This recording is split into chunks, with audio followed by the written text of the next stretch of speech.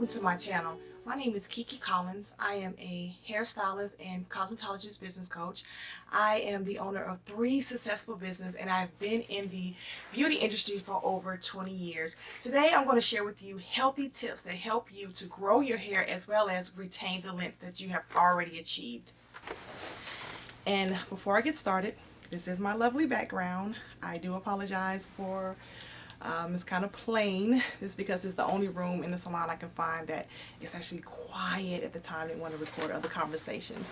So this is my lovely background. It shall change from time to time according to where I find a good spot to record. All right.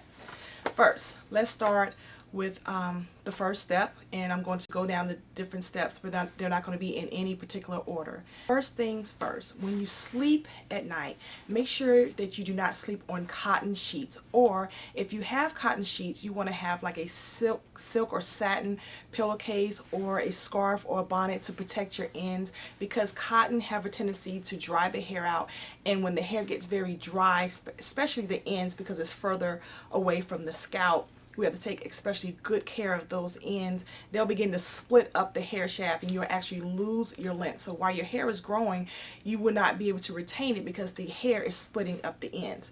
Speaking of split ends, let's talk about those split ends, ladies. You need to have your hair trimmed anywhere from 8, I say, to 3 months.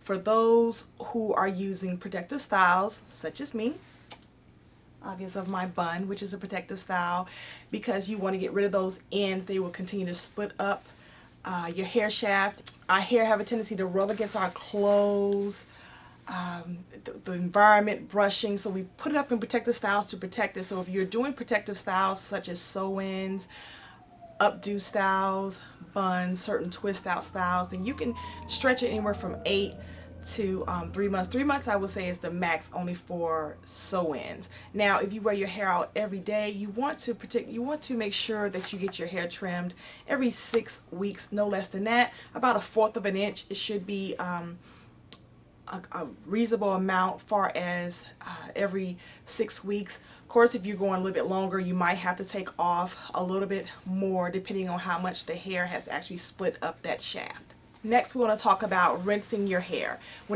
After you have shampooed your hair and you've applied your conditioner and it has processed according to the time that the conditioner allow you to do, you want to rinse your hair off. Now, we notice that when we shampoo our hair with warm water. Well, why is that? Because if you look very closely under the microscope, you will see that the hair is covered in little fish scales looking like surface. When you wash your hair with warm water, you shampoo your hair with warm water, they open up little pockets like this all down the shaft. So when you go back in and when you put your conditioner on, the conditioner goes in and sits inside those pockets and begin to do this work. Well, after you've rinsed your hair off, you want to rinse it in cold water because it shuts those pockets flat. And when you have one hair strand and another hair strand with smooth cuticles, that's what the pockets I'm talking about, the surface, smooth cuticles, and they rub against each other, it's against a smooth surface, so you don't have to worry about those cuticles breaking off. Now, look at this. If you have a hair strand, and do it this way, the cuticles are open like little pockets, and when you rinse your hair with warm water, they stay open. So when you're styling and going through your everyday life, you have these cuticles that's open, so when the hair touch another hair strand, what will happen is those cuticles will start to break and slide off, therefore causing weakness in the hair and also damage in the hair, and we want to try to avoid that. So when you're rinsing off your conditioner, make sure to choose a cool or cold water. Next tip, do not do your own chemicals. I know, and this is for even stylists, I know there's a lot of people out there who say, oh, I could just do my own relaxer or my own color, but in all honesty, it is a science to this. It is chemistry to this, hence the word chemical. You cannot stand over yourself and see exactly, especially the back of your hair, and relax or give yourself a good color without overlapping or over processing. A lot of times I know people would give themselves relaxers and they would over process. Now, let's say you do a relaxer and your hair comes out, oh, I love it, I love it. Well, it's probably parts back there that you can't see that overlapped and over processed. And over time, what you begin to notice is the hair would begin to break off, not be as healthy as it could be, and it would lose its luster and shine. Hence, it would prevent you from growing your hair long, meaning retaining your length, because it will begin to break off. So try to, my best bet, if you shampoo your hair on your own, that's great. Make sure you have great shampoo products. But when it comes to certain things like chemicals, pay that extra money and get it done properly. It will save you a whole lot of money in the long run. It will save you a whole lot of sadness and headache in the long run to just invest in that very important thing and then just maintain your hair on your own. All right, next healthy tip. Vitamins, vitamins, vitamins. I know a lot of you probably gonna give me slack on this, but I am a strong believer in supplements. I have my bachelor's degree in nutritional biology with concentration in nutritional science, and I believe this strongly.